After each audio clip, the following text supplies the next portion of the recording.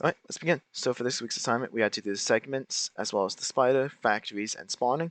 So if I start shooting at my centipede, it will branch off. See?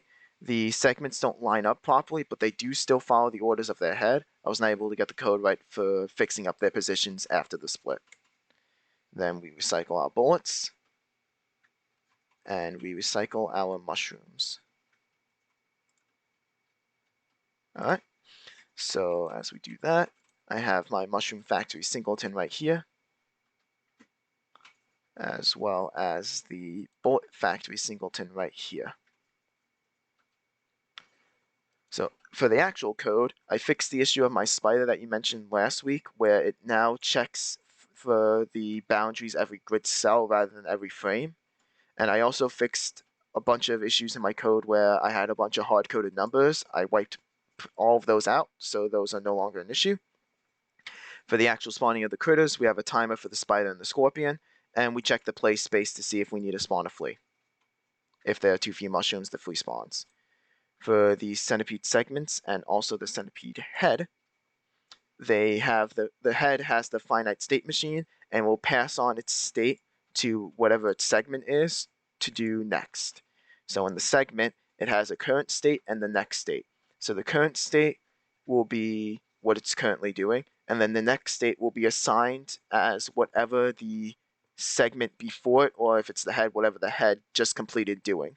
So it'll do whatever it's doing. When it's done doing that, its current state will be what its next state was, and then the next state will become its new line of command from the segment or the head.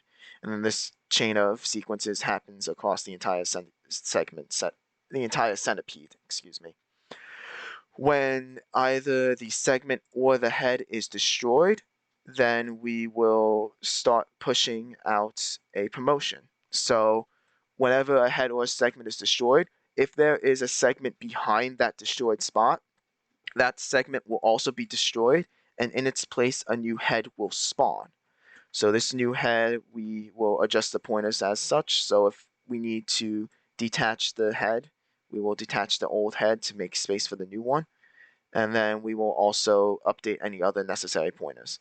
And then also, once we finish that, we will create a new mushroom in that position. For the blaster, we have the strategy system where we have a controller that will take in an input and a pointer to the blaster, and based on whatever that integer is, it will tell it what its keybinds are going to be. So, for example, if we keybind wasd, then it will have a ADWS. This tells the strategy what to tell the blaster to do. So, for instance, A tells the strategy that the blaster will need to move left. And that's it.